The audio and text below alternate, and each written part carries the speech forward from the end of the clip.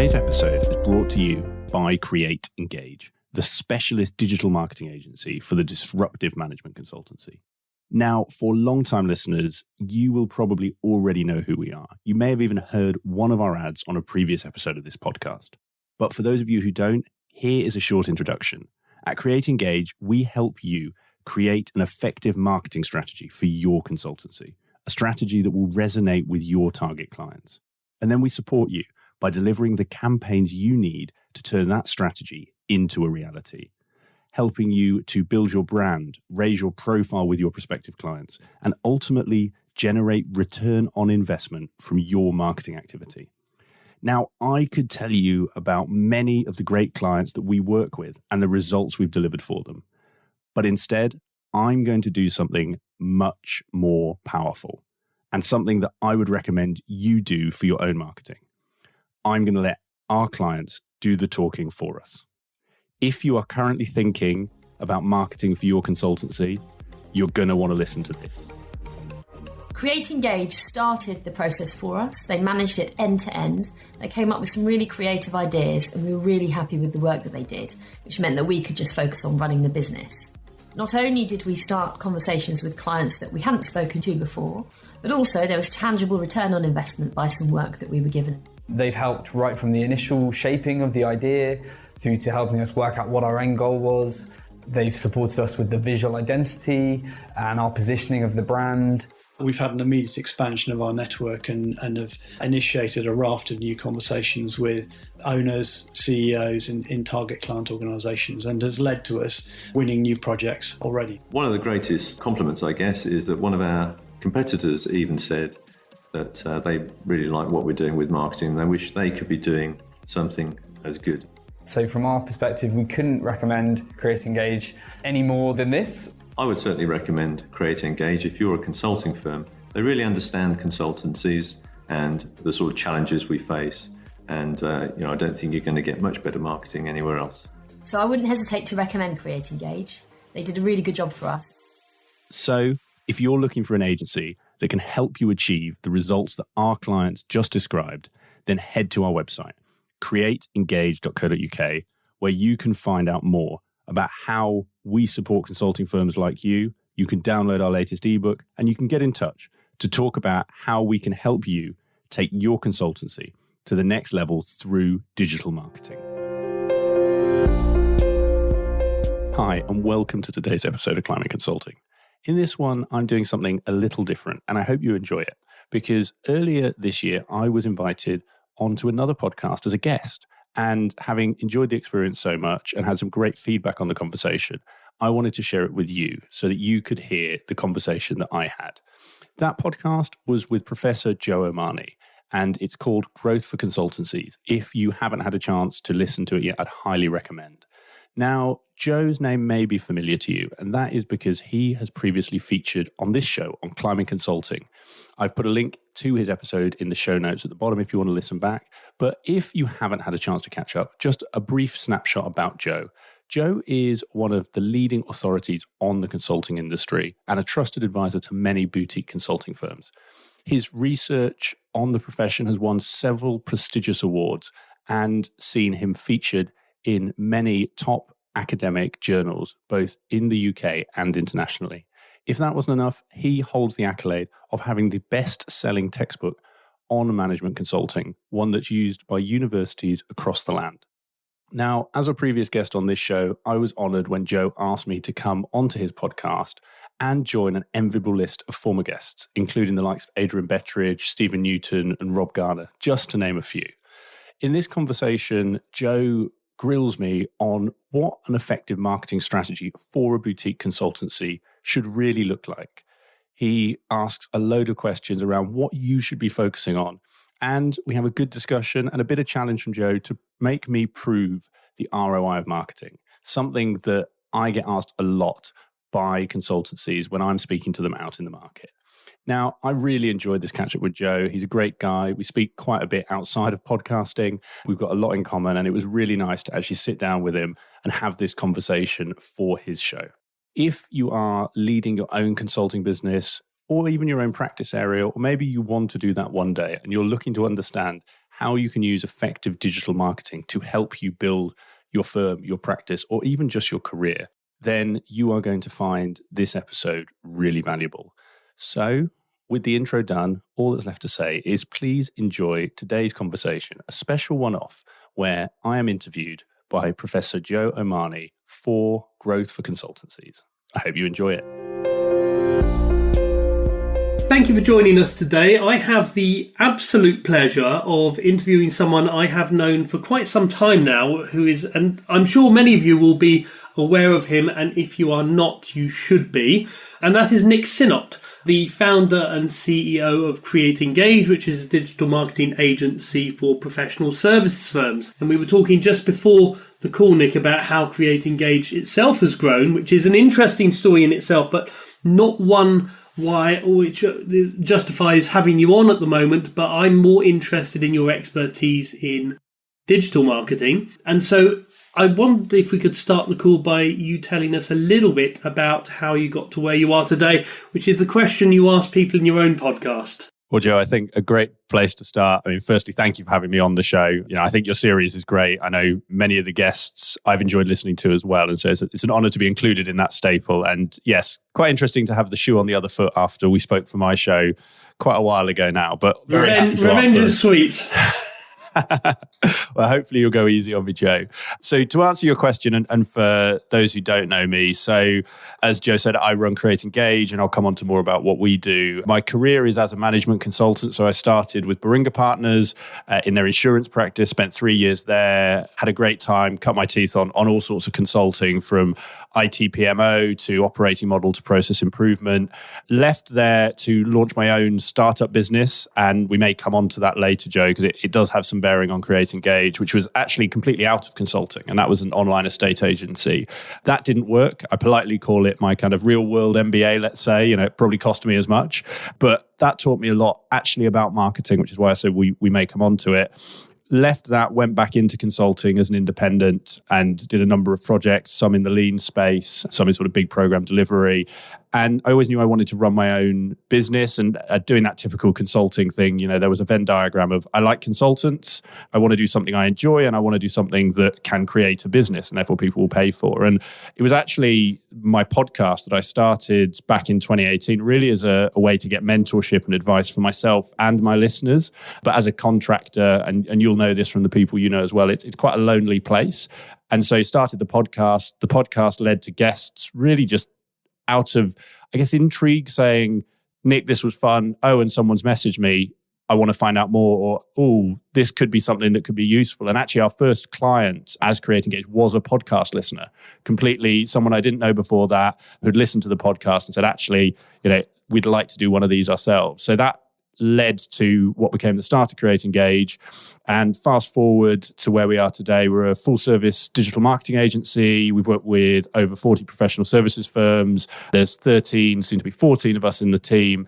So quite a lot has happened in that time. But I'm going to pause there, Joe, so that my intro isn't too long. So hopefully that gives your listeners an overview, and happy to dig into any of that and go where you want. Thank you, Nick. That's really useful.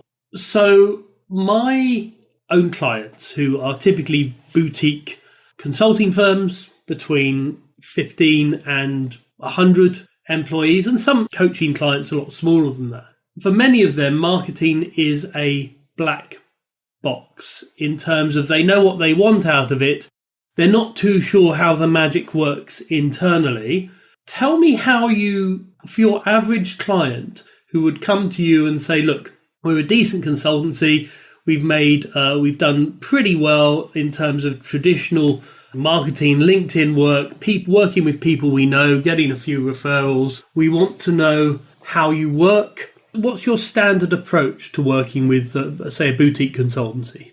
There's a few strands, I guess, to that, Joe. And some of that comes to the maturity of the client. And we can probably dive into the different size of consulting firms you've mentioned, because there will be nuances depending on whether it's kind of a single service line, you know, single vertical or horizontal, as you typically find at the 15-person end, versus usually multi-vertical, sometimes multi-horizontal, but at that kind of 100-person end. And some of that, as I say, depends where the firm is. So quite often, if a firm or a client of ours wants to dip their toe, we'll start with a campaign and we can talk more about how to create campaigns that are effective and prove the ROI of marketing, because very often marketing will be led by one of the partners. Let's say there's 4 to 10 partners. One partner sees the value but needs to persuade, convince their colleagues that this works. So very often we will look to do a short, sharp campaign that can clearly show that ROI, because once you've got that confidence of the partnership, it becomes much easier. The other way, and this is where we get to with clients, if they find that successful and want to continue anyway, but some clients will say, look, we know Create Engage, we need marketing. This is where we come in on more of a retained capacity. And we can talk again about the split between those with marketing directors and those without. But for now, for ease, with those without marketing directors, we become that holistic function.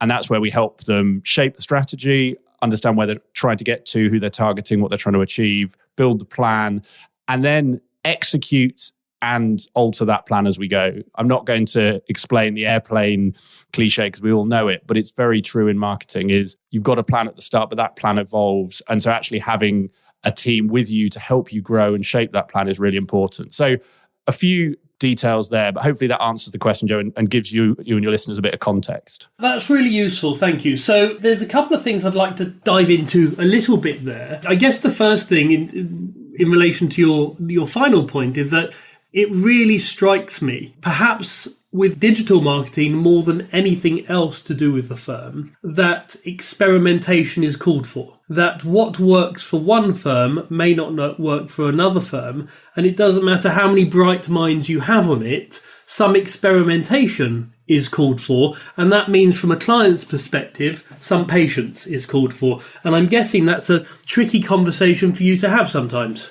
I think it's a good point, Joe. There's an interesting part of what you just said. And I think the patience is the fundamental part. And it might be something I share with you to put in the show notes afterwards. I ran a webinar actually looking at mistakes consulting firms make. And this applies to all professional services firms. But I did this just before Christmas. And what you've highlighted is actually one of those, that patience piece.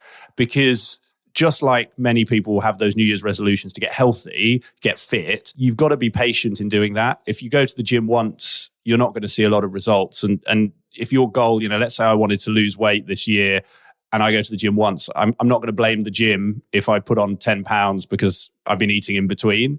So I think that's a really key part. The experimentation, yes, to an extent. So something that, because of the number of consultancies and professional services firms we've worked with, we know the foundations that will work for the vast majority of firms. And I say that with the caveats, because some consultancies will be different. Some will have different levels of maturity. But there are foundations. There's getting what we call the drumbeat of your marketing going, so people see it regularly. There's then overlaying those campaigns that will help really drive lead generation. And within both of those, you can experiment. I think sometimes experimentation is seen as we must go to the new. I often get the question, well, what's the latest thing we can do? And like with most things, consulting is no different.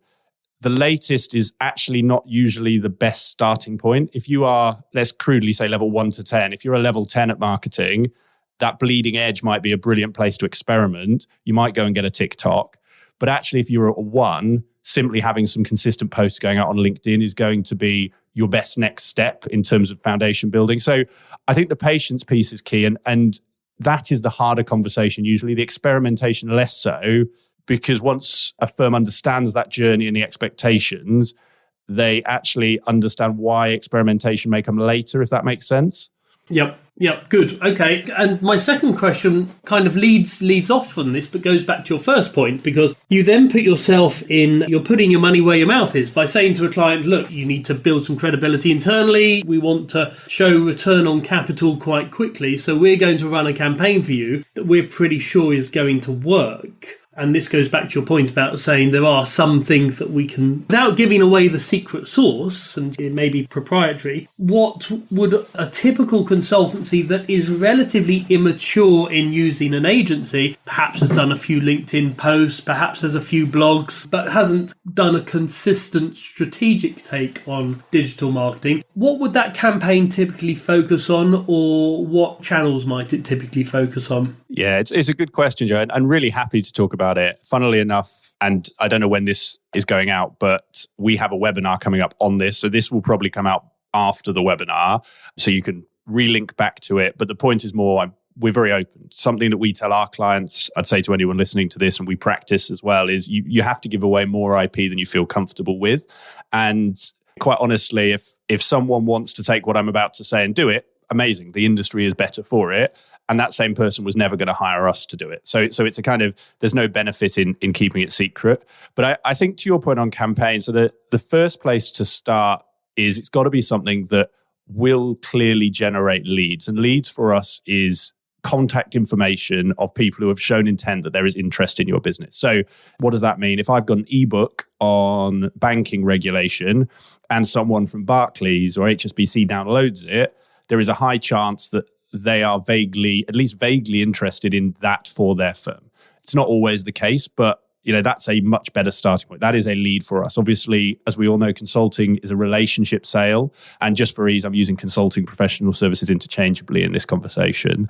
It's a relationship sale. And so actually that conversation off the back of the lead may take a few months. It may even take a year, years. It can happen. But the lead has come from marketing. So it's got to be something that's lead generating. You mentioned around what the campaign is on. That's very much client specific. That's where shaping the strategy comes in. But if someone was saying, what's the kind of broad structure? Very simplistically, there's kind of two go-tos or two that you might want to consider. So the webinar is the first one. I mentioned webinars before. We find webinars are a brilliant starting place. They're a brilliant piece of marketing to have in your ongoing drumbeat, your ongoing campaigns as well. But if you're trying to prove the ROI here, running a series of short webinars will do that quicker and better than almost any other channel. Obviously, it's just a sort of one-off shot, but if you run, let's say, 4 webinars, you get 25 people a webinar, that's 100 people, 100 leads. And if someone listening to this is trying to persuade their colleagues, their partners that this is a sensible thing to do, they've just got 100 people, usually in the space of about 12 weeks, that they can show, okay, money in equals leads out. And, we're not going to get into the conversation, but then you've obviously got, okay, well, what's the return on investment? How does that work with your funnel metrics, etc. The other way, and it's kind of more traditional in our industry, so it might be safer for some people, but is the white paper, or as we call it, ebook. Ebook really is just to distinguish our view that something that you write has to give value. Too often white papers are quite theoretical. They don't have much coming out the back of it. Again, similar structure. We have an ebook on, as I said, banking regulation. We don't, fictitious client might. And if people download it, that's a number of people who have shown that intent. And again, you can go to your colleagues and say, well, here it is. The other side of that as well is you can build that into your BD approach. So you can say, well, okay, let's take this out to our clients and use that from a marketing perspective further down the funnel. And we might come on to funnel later. So that would be, for anyone listening, the kind of 2 starting, really simplistic 2 headline campaigns. Obviously, all of that depends on the strategy. If you haven't got the strategy right, it's not going to work. If my goal is to run the marathon and I spend the next 6 months doing 10-minute runs and lifting weights, I'm not going to be ready for the marathon. So I think that strategy point is really important. Okay, so now that provides a nice segue into strategy. And a lot of what I have seen with my own clients, which passes as marketing strategy, is nothing of the sort. It's a marketing plan, and there may be nothing wrong with that, because you would have a people plan, you'd have an IT plan. It's much more around what we're going to do, how we're going to measure it, what our success metrics are. Strategy for me is almost a creative endeavor. It's what should we be doing and what does that look like, and then how are we going to get there comes afterwards. From my own perspective again, clients very often focus more. I mean, there's something sexy about digital marketing, isn't it? It's got the word digital in it. It's very measurable.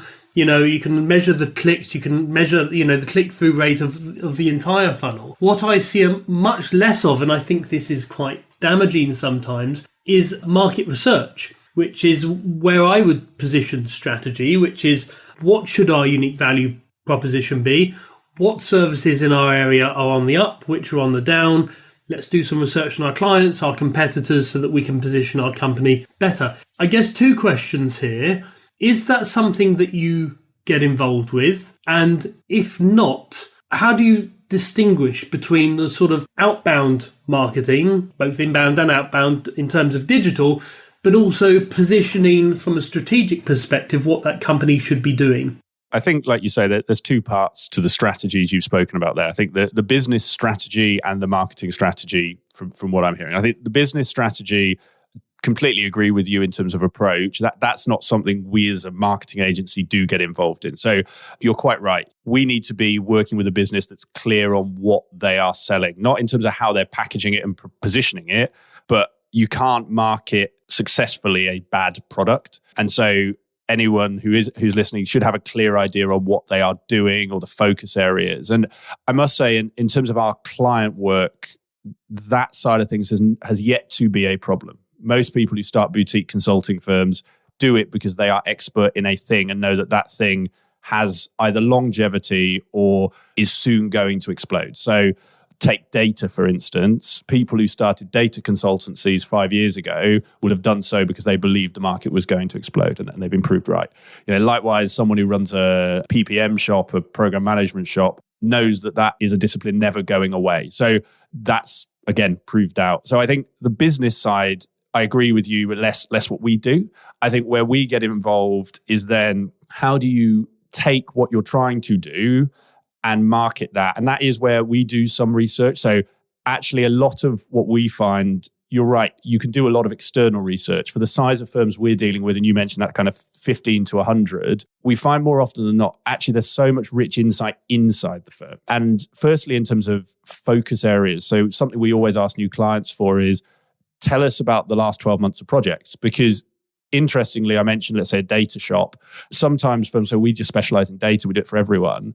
But when you dig into the sold projects, they've spent the entire time in automotive, or they've got, two big verticals. And that becomes important when you focus the strategy. So I think that's one side. Then the other side, when we do get into the marketing strategy, is looking at who are the clients. And I can sort of talk you through how we would shape a strategy if it's useful. But very often, because we're so busy as consultants, we don't stop to think, well, who are our clients? And when actually you only need 10 to 20 clients to have a huge business. There's a lot of consulting firms, and you'll know this probably better than I do, Joe, who have very substantial businesses. And I know your podcast's about growth and some of that sale. And for people who want to sell, they can do that off a firm with 10 clients. 10 times a million is 10 million. Actually, when you think like that, you only need to attract a small number of people who are exactly like the people you've already got, which really focuses your marketing. And that data and insight we very often get from our clients because no one's asked the question before. And so if you ask the question of who are our clients, who are our favorite clients, who are the ones that we find we work the best with, you often get those insights that help you build what we call target avatars. And those are the personas, the people we market to. So that's where, as I say, we do focus, and I can talk about the business strategy. I'll be honest, as the professor in consulting, I will leave to you, Joe. I'm sure you have more insights on it. Here's a conversation I had recently with a client, and I kind of went through, the importance of content marketing, the importance of, having something that's going out that shows them to be the, thought leaders in the area. And they're a great company, very capable of doing it, but the people who can write that content don't have time. When they've tried to outsource it, the content creation this is, which I generally don't recommend to my clients, they've had a bad experience because you get a 30-year-old marketing person who's, very bright, very good at marketing, but they just don't understand the depths of,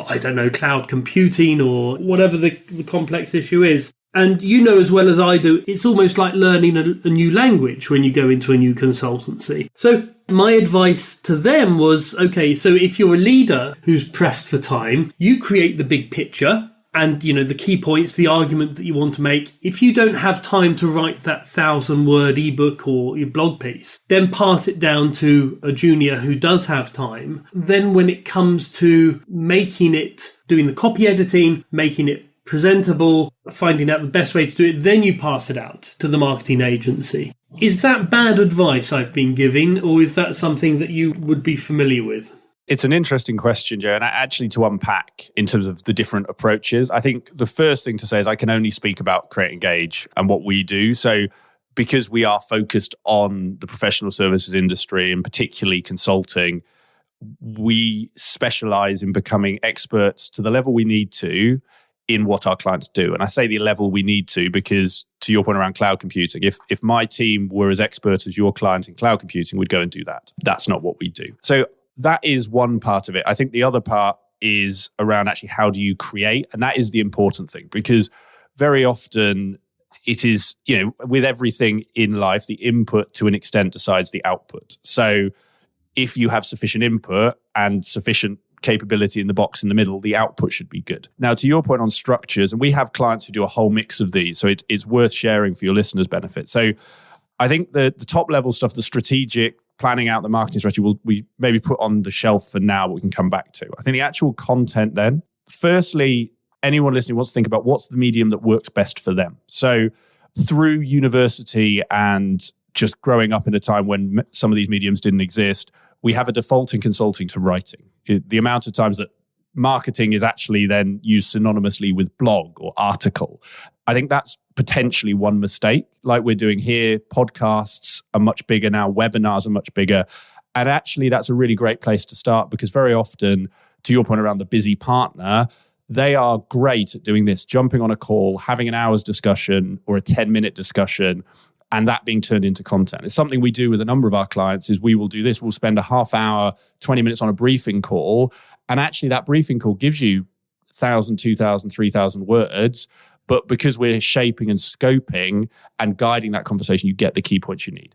So that's one, whether you use an agency or not, actually think about the medium, because that input will help the output. I think then there is, like you said, there's the kind of bullet point the argument and then give it to someone else. Now, something I'd be encouraging anyone on this call to do, and this listening to this, is in consulting, we very often think you need to become complex in your marketing to dazzle a client. And this is how consulting was 20 years ago. People had methodologies and approaches and they kept them secret. That's not the world anymore. Actually, what you need to do is go the other way, is make it clear and simple. If you can't explain it, and there's research on this, if you can't explain it to an 11-year-old, it's not going to land with a CEO. And that's often quite a shift for people. So actually being able to synthesize your thinking into a structured set of bullets. The third area you talked about, just write the thing and get it polished. Again, we have clients where we do that. And that is because it's super technical and at the real technical end, or it's very in-depth data or analysis that the client knows.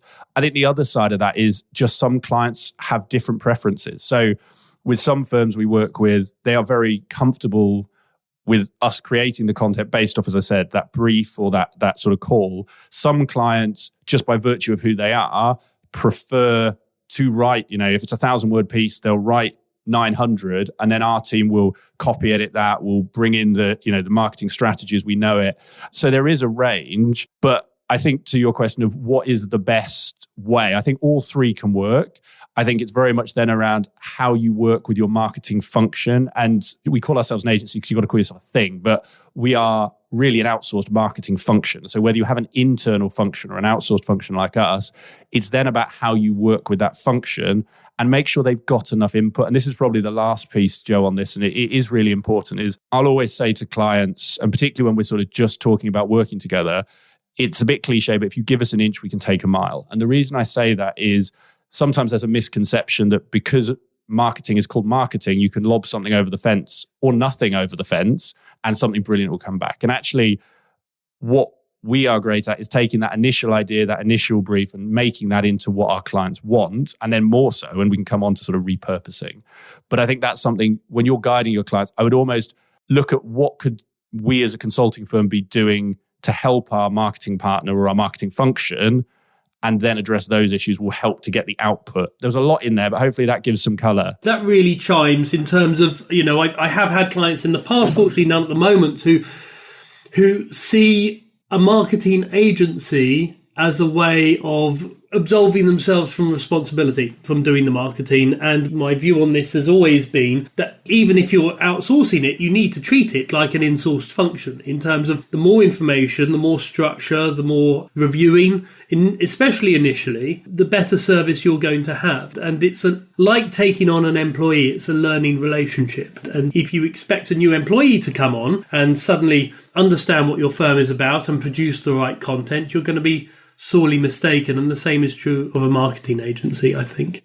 I want to move on a little bit to talk about marketing systems, because it's something my philosophy about growing and selling a company is very much about building the asset of the company. And very often that is around building systems, whether it's in terms of developing people, whether it's a system for business development, whether it's a system for continuously improving the intellectual property for your delivery. And I believe the same is true of marketing. And certainly when buyers come to look at a company, they love to see a marketing system that is virtually independent of the people that are involved with it. But it's something that is often lacking in clients. And I guess it could be a challenge for you in terms of if you're the marketing agency, you only get to see part of that system.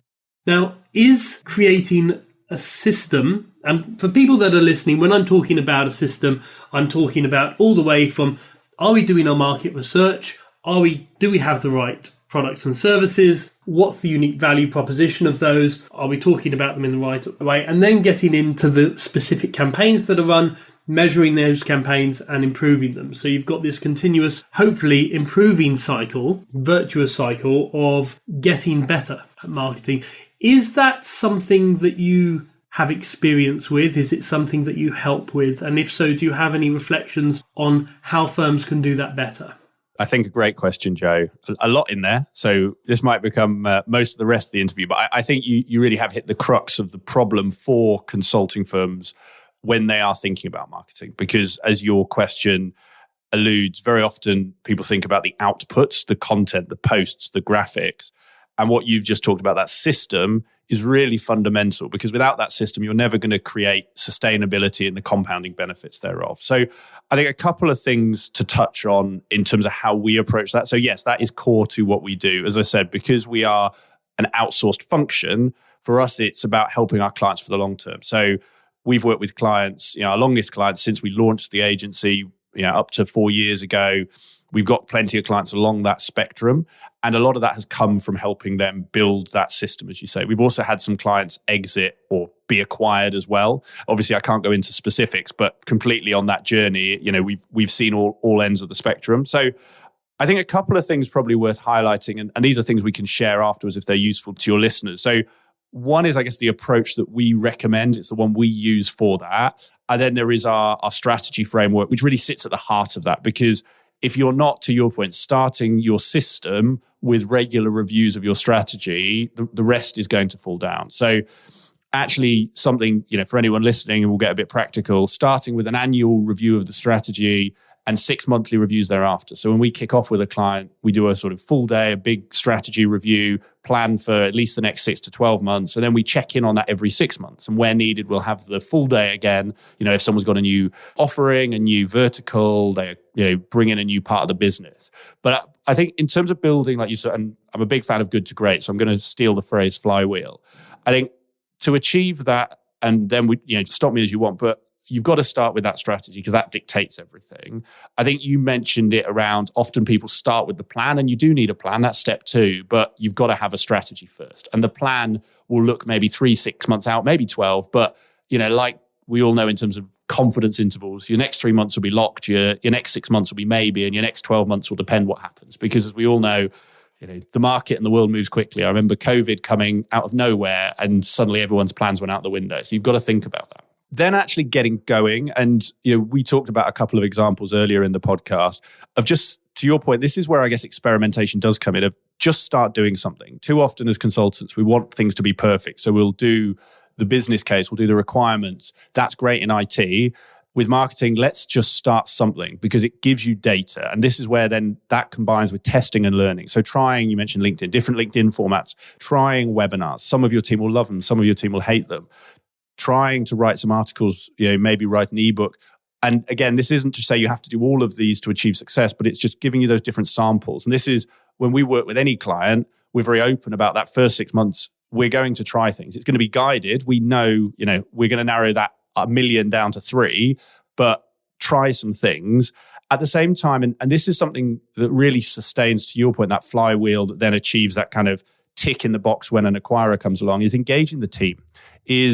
As people businesses, our asset is our team, and our team are experts. They're brilliant. And the great thing about marketing in our industry is it's your team people are buying, so your team people want to see, but it's a win-win for your team. If I'm a consultant, I'm a director, even I'm a partner, by raising the firm's profile through marketing that I'm part of, I'm raising my own. So it's a huge win-win.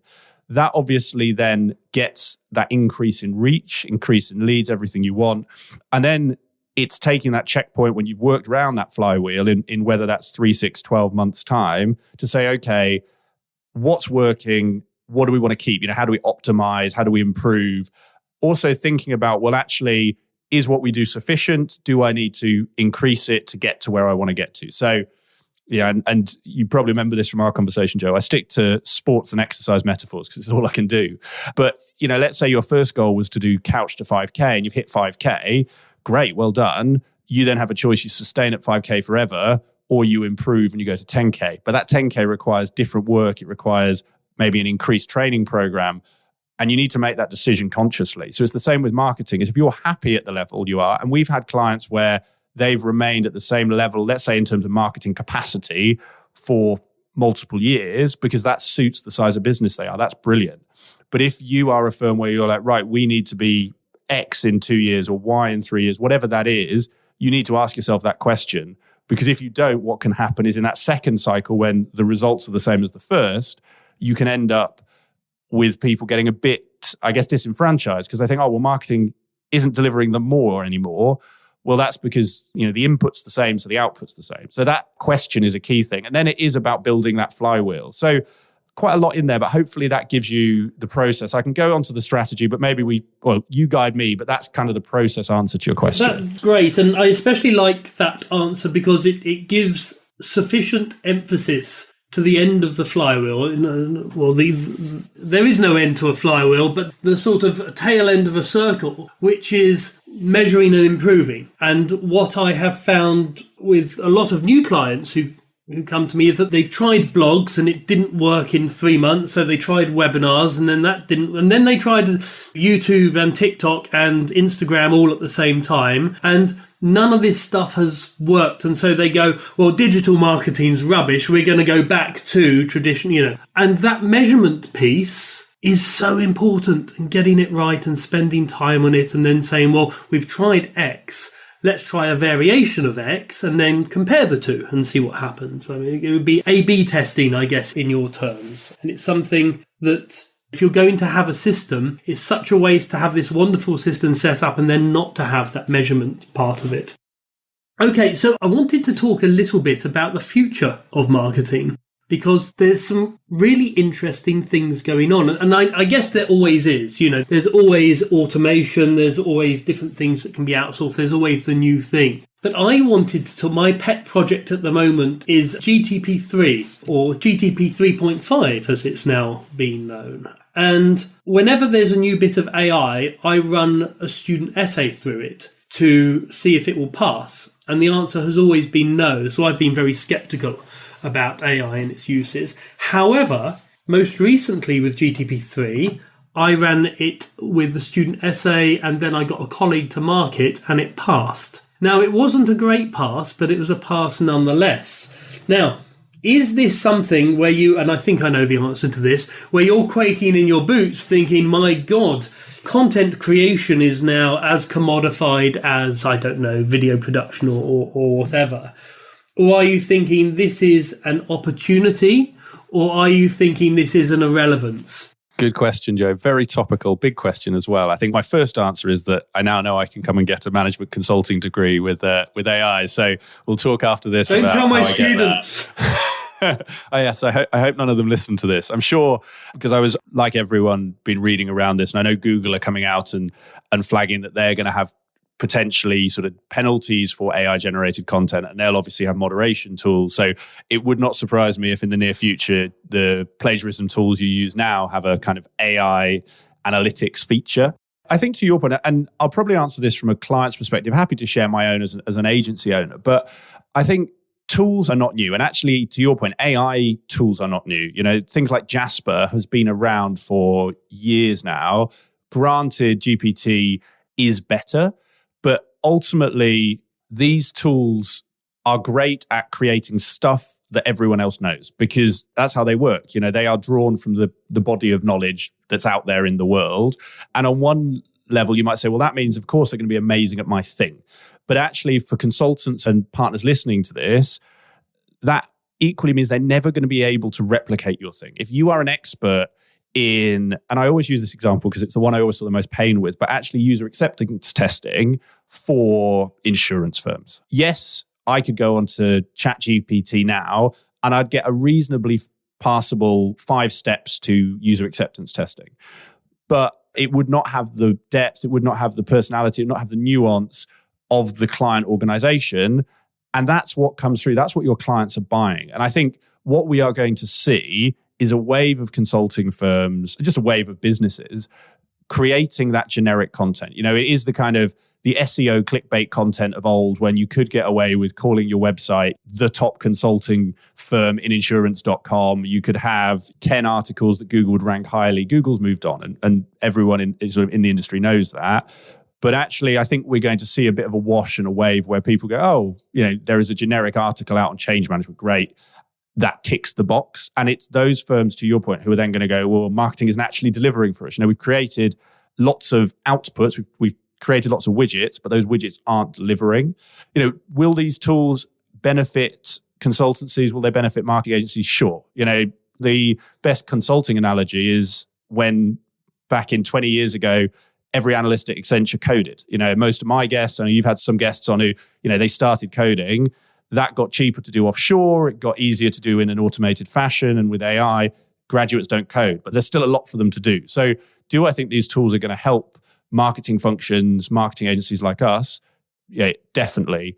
Do I think for a consulting firm, they are going to replace quality content? Absolutely not. And I think actually that's where, for anyone listening, almost that focus on being unique becomes really important, because if you are not focusing on what is it that gives you that USP and what is it that really resonates with your target audience, your target avatars, that is where you are susceptible to being beaten by a GPT. To that essay point, if your competitor is putting out generic change articles, and you are doing the same, you're going to be beaten by GPT. Whereas if you're really focusing your content, and we're talking about articles just because of the tool, but if you're really focusing that content on ensuring it's differentiated, ensuring it's adding value, ensuring it's targeting your target avatars, that's the human touch, as it were, that can't be replaced. So, yeah, I think amazing tools, like everything these days, my phone can tell me more than I know about myself.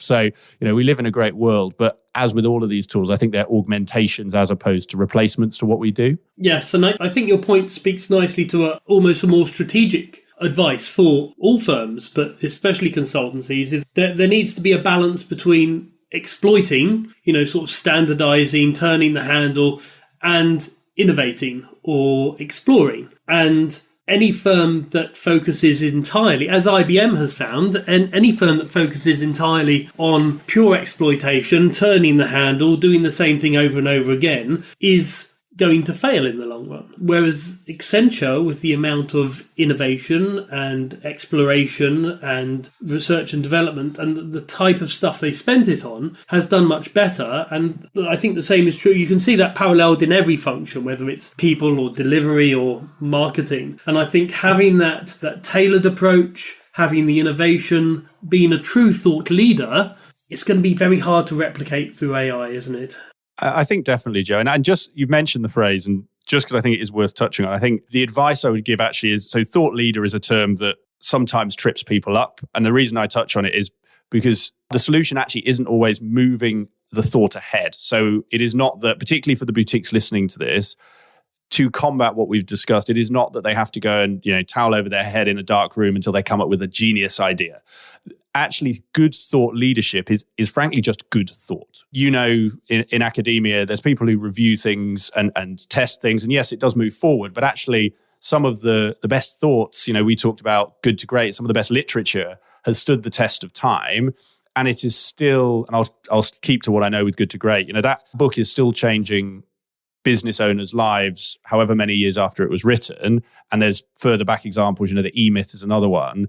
Actually, a lot of that is about ensuring you have good thought and you're giving it to people in a way they can apply. And that's where, as I say, for anyone listening, I don't want them thinking the only combat to this is a brilliant, McKinsey level Isaac Newton thought. Actually being clear on what is it that makes you different and being able to explain that. Ultimately, that's why people go into starting their own boutique consulting firms. And that can be just as powerful. So I know you didn't ask it, but just so people don't leave worrying that Nick has said, I've got to go and do a PhD in something, having that good thought is as important in the example you've given. Does that make sense? Yes, it makes sense, and I agree completely. There's one final thing I wanted to pick your brains on, and that is the balance between sort of tactical campaigns that are aimed at specific, products or services and long-term brand building. And I've seen a fair bit of research that says firms that are more successful tend to invest as much in long-term brand building and messages around their value proposition as they do specific campaigns. So I guess I'd be really interested. This isn't something I've advised on, and it's not something my clients have particularly focused on, but what's your experience there? Yeah, so I think it's a great point, Joe. And the answer is, as you've said, it is both. Now, to what we talked about right at the top of the show, if you are listening to this and you need to prove marketing works, you're better starting off with one of those tactical campaigns, something that will get leads in a way that you can say, input A, pounds spent here equaled pounds out there. I think, though, to exactly the example you said, that has a finite life. And so you need campaigns that do have that finite lifetime. But then actually looking at what is that brand building content, and brand building can still be lead generative if you've got what we call evergreen content, methodology and approach, something that can last for months, years, but generate leads. But that building of a brand is really important, because when someone is sending your firm, your firm's website around their colleagues in a big corporate, what are people going to see? When they look at your website, is it going to present a professional image, or is it just going to look like you knocked it up 10 years ago and haven't looked at it since? Likewise, when someone does their due diligence or their sort of initial, maybe pre-call due diligence, they might not even contacted you. Can they see case studies? Can they see testimonials? Are they seeing people engage with your posts on LinkedIn? These are all of those things that will be termed brand building. But actually, if you don't have that foundation, that drumbeat, firstly, you're missing out on people who might find you that way to generate leads. But equally, you are then leaving yourself open for someone saying, oh, Joe, this was a great piece, but I can't see anything about your firm, or your website talks about something different. These are those challenges. So I think you're quite right, Joe, is a marketing strategy needs to have both. We talk about a drumbeat, which is that consistent, ongoing content, largely around brand, but brings in campaigns, but then also overlaying, okay, what are our campaigns for the next 3, 6, 12 months? And the key thing here is campaigns don't need to be big. It might be you do a webinar a quarter. We might not have time today, but we can talk maybe another time about that. That's still a campaign if it's the right scale for your organization. So in short, completely agree with you. Yeah, well, that's always a good note to end on. But I would just reiterate what you're saying about the cadence. And, for the busy founders and directors of a firm who are, pushing, 70, 80-hour weeks, I guess you and I would also emphasize that a lot of this can be reused, and that if you are not just producing evergreen content, so content that's, going to be relevant in 2 years' time, but also you could, you can cut things up. So you might do a webinar, but you might take snippets of it, you might transcribe some of it and use that as a basis of a blog. So it's one thing I try and get clear to my smaller clients when they're saying, look, I just don't have time. If you do, it's like your diet or your exercise analogy. If you do little and relatively often, it's much better than having a huge push for 3 weeks and then not doing anything at all for a few years. Yeah, completely agree, Joe. And I think your first point around, so we call it repurposing, is I think a really important one, because that's where some of the things we've talked about earlier around webinars, podcasts, I would encourage anyone on here to think about what's the biggest thing I can create with the least effort that I can then chop into little things. Because just like anything else that compounds, it is much easier. You've probably had sales experts on, and they'll say it's just as easy to sell a £1 million client as a £10 million client. It takes as much work. There's nuance, but you're going to sit in the same meetings. You're going to write the same pitch. Just one, you put an extra zero on in terms of the proposal. It's the same here. Is actually it's just as much brain work to create a 3,000 word ebook as it is to create a 1,000 word blog. So you've got to think of the topic, you've got to structure it, et cetera, et cetera. But to your point, that 3,000 words can become quotes, snippets, social posts, blogs in its own right. And so if you're short on time, thinking about what's the big thing that can become the little things is what will keep those consulting owners running, working those 60 to 80 hour weeks. able to do marketing at a reasonable scale without, like you say, having to work another 20 and burning themselves out. Yes, and I often have clients who are worried about reusing the same thing. And I always say, your potential clients really aren't that interested in you. They're not going to, the 5% of them that might see the same LinkedIn post or blog post being advertised, they're not going to suddenly decide not to use your company. It's the potential upside of reuse is so much bigger than the potential downside. I think definitely. And just one example to bring that to life, if it's helpful. So earlier, it'd be last week actually, I put out a post. It was a quote from my interview with Stephen Newton. So I think he's been on your show as well, hasn't he? I know Steve very well. We argue all the time. Well, so you know him as Steve, which tells me you know him much better than I do, Joe. But the point is, I spoke to him back in 2018. So we're going back, not quite, well, what's that? Just shy of 4 years, 5 years. And I put up a post. It was a quote from his interview because it was relevant. It was about entrepreneurship. And, January is when people think about starting consulting firms. And that got tons of engagement, tons of people commenting, tons of people viewing it. And to exactly bring, to sort of confirm your point, that was a quote card, so a picture of a quote that firstly was from a podcast 4 years ago. And I think we've used once or twice before each year since then. So that's a great example of, as long as it's good thought, it's pertinent to your market, people will still engage with it. Definitely. And Steve is eminently quotable as well. And it's one of the reasons he's so successful is he's not afraid of, he doesn't pull his punches. We didn't touch on him earlier, but a great example of when you talk about how could AI or could it not change what consultants do. I think Steve, as you know him, is a great example where being yourself, talking in a way that is authentic to you but resonates with your audience, is very hard for something AI to copy. And I would be advising more people to be like him than I would be saying try and create generic content through an AI tool. Yes, and if clients want generic, they'll go to Accenture or KPMG. They're not going to go to... If you want vanilla, there's lots of firms out there who can do it, but it's not a winning strategy for boutiques, is it? Good. Okay, Nick, listen, thank you so much for your time. For people who don't know Nick, he's got a wonderful podcast of his own called Climbing Consulting, and I listen to that, as you know, Click. In fact, I've even been on it, but I listen to that a lot, and I would highly recommend it. You've been going longer than I have, and also I think we both agree that yours are slightly more professional than mine, so very much worth a listen. And Nick, just to say thank you for your advice and time. We really appreciate it. Amazing, Joe. Well, as I say, thank you for having me on. It is an honour. And yes, if anyone wants to hear my show and hear, I know we've had some similar guests, but other people in terms of how to grow consulting firms. In fact, we can put a link in the show notes. And if anyone wants to find out more about what we've talked about from a marketing perspective or kick around ideas, I'm more than happy just to have a chat. There's no expectation on my side. Please put my email in the show notes. So it's nick@createengage.co.uk. Brilliant. Thank you, Nick. Amazing. Thanks, Joe. I hope you enjoyed today's episode of Climbing Consulting. If you have any guest recommendations, comments, ideas, thoughts on how I can make this show better for you, just drop me an email. It's nick@createengage.co.uk, and I really look forward to hearing from you.